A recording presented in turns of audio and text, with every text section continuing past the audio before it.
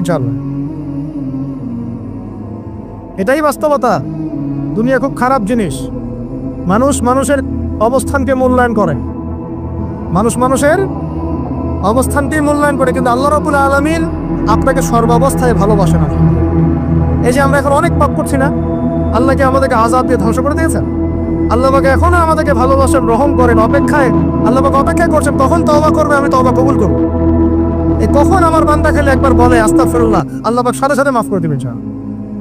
আর সেই আল্লাহকে ভুলে আপনি কার পিছনে ছুটছেন? আমরা কিন্তু নিয়ত করতে পারি ভাই যে আমরা যারা ওয়াজ শুনলাম জীবনে কোনোদিন সিগারেটে হাত দিব না ইনশাআল্লাহ। রাজি আছি ভাই?